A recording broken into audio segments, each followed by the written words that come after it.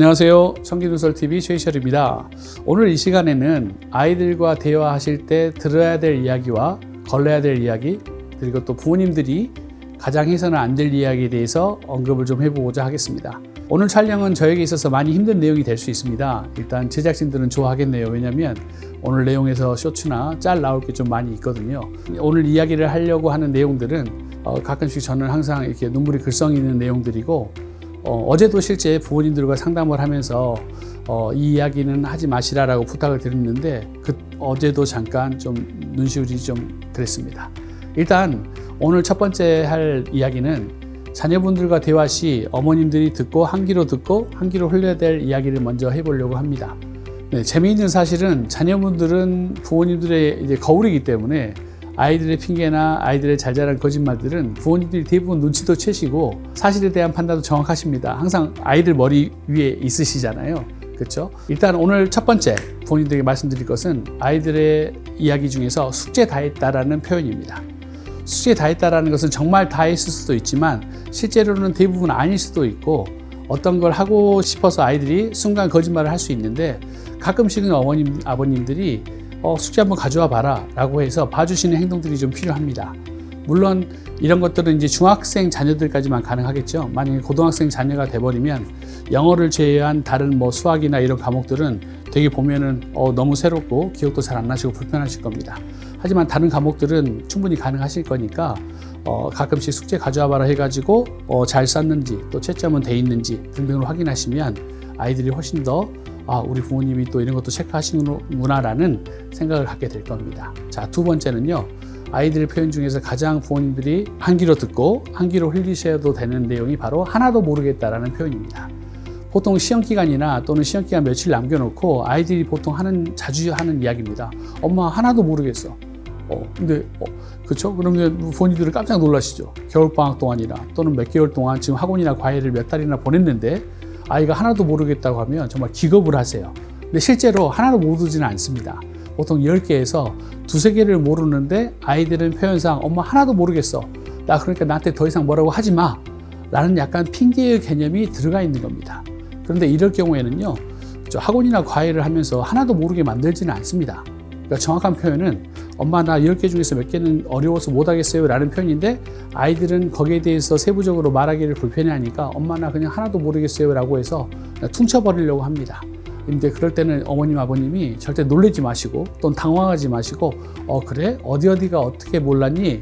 이제 구체적으로 한번 질문하셔서 요청을 하십시오. 그리고 또 체크를 해놨다가 과외 선생님이나 학원 선생님한테 미리 전화를 하셔서 시험 보기 전에 전화를 하셔서 우리 아이가 이거 모르고 이거 좀 약하다고 하네요. 좀 체크 좀 부탁드려요 라고 말씀하시면 담당 선생님이나 과외 선생님들이 최대한 해결을 도와주실 겁니다. 그러니까 아이들이 엄마 나 하나도 모르겠어 이러면 깜짝 놀라지 마시고, 절대 그렇게 하나도 모르는 경우는 없으니까 어머님들이 옆에서 어디가 모르는 거야, 어디가 힘든 거야 라는 것도 체크를 해 주셔가지고 담당 선생님한테 말씀을 해주시면 시험 전에 큰 대비가 될 수 있습니다. 네, 다음은 부모님이 가장 하지 않으셨으면 하는 이야기입니다. 제가 생각하는 부모님이 하시지 말아야 될 이야기는 내가 너 그럴 줄 알았다 라는 표현입니다. 내가 너 그럴 줄 알았다? 내가 뭐라고 그랬니? 라는 표현은 결과에 대해서 어떤 질책성 의미가 있지만 이걸 말해줄 수 있는 사람은 주위에 정말 넘쳐 있습니다. 결과가 좋지 않더라도 실제로 마지막까지 아이를 방어해주고 아이를 꼭 알아줄 사람은 유일한 사람들은 부모님이십니다. 근데 이제 옆에서 내가 뭐라고 그랬니? 내가 너 그럴 줄 알았다 라는 말은 선생님들이나 주위의 친구들이나 얼마든지 많은 사람이 쉽게 던질 수 있는 말입니다. 근데 이게 실패한 아이한테 더 쉽게 상처를 줄 수 있습니다.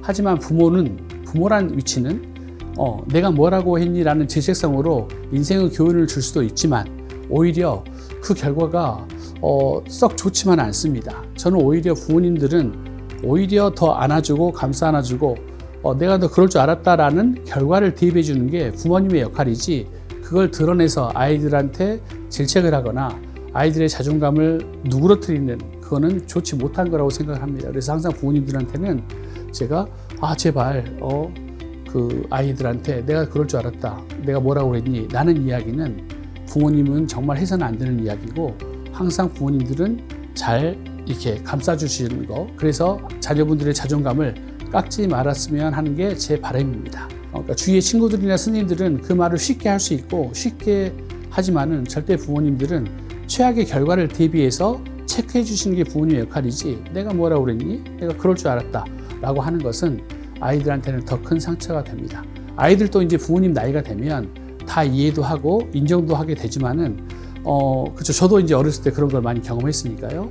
근데 저는 종종 이제 아이들이 어떤 실패를 경험했을 때, 또는 아이들이 시험 결과가 좋지 않았을 때, 저는 아이들한테 오히려 더 큰 소리 치라고 합니다. 기죽지 마라. 또 부모님들이 너희들한테 현재 니네들이 기죽는 모습을 원하고 이걸 하는 건 아니니까 이런 말씀 하시는 건 아니지만, 오히려 집에 가서 더 반찬 투정도 하고 용돈도 더 주세요 라고 이야기를 해라. 시험 결과에 기죽지 말고, 또는 너희들의 시행착오에 대해서 주눅 들지 말라고 이야기를 합니다. 이유는 제가 그러거든요. 너희들은 이미 부모님한테 효도할 건 다 했다.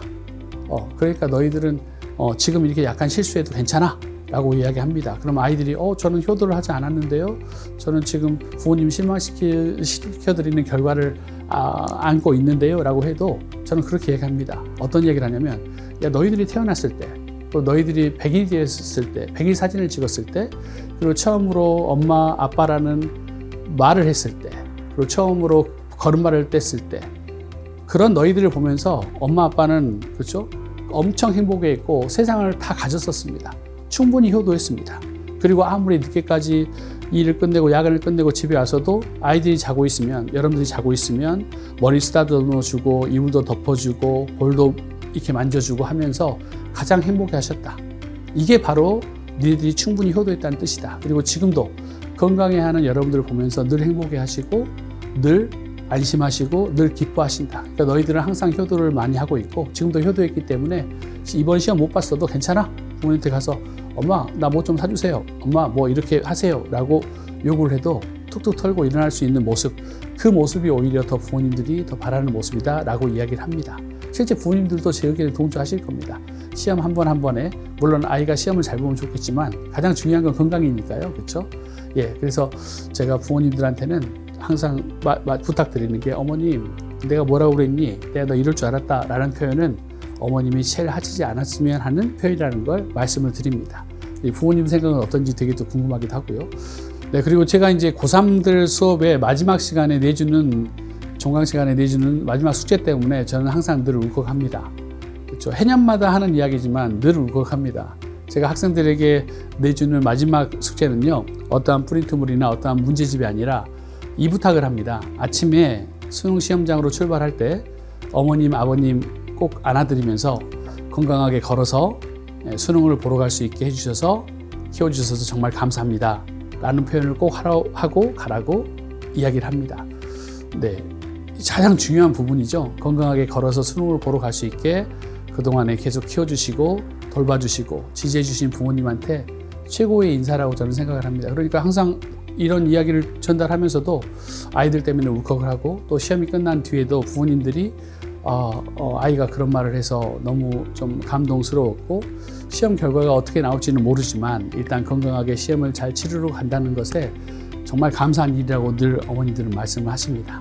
그래서 그죠? 건강하게, 저도 늘 부모님들한테 아이가 건강하게 걸어서 수능을 보러 갈 수 있게 그동안 키워주시고 가르쳐 주셔서 되게 감사합니다 라고 저도 가끔 문자를 보내는데요.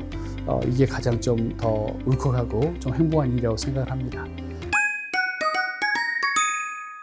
일단 오늘 이제 시간에는요, 아이들의 표현들 중에서 부모님들이 놀라지 말아야 될 두 가지 이야기, 그 다음에 또 걸러 들으셔야 될 두 가지 이야기 잠깐 말씀을 드렸고, 또 이제 그 고3 부모님들이 자녀분들에게 가능한 한 하지 않으셨으면 하는 이야기, 그리고 또 수험생 학생들이 마지막에 부모님한테 해줬으면 하는 이야기에 대해서 좀 몇 가지 이야기를 나눠봤습니다. 예, 좀 저한테는 개인적으로 좀 울컥한 내용이지만 다른 부모님들 생각은 좀 어떤지도 되게 궁금합니다. 여전히 또 댓글로도 많은 좀 표현도 주시고, 다음 시간에는 더 좋은 주제로 찾아뵙도록 하겠습니다. 지금까지 청기누설 최희철이었습니다.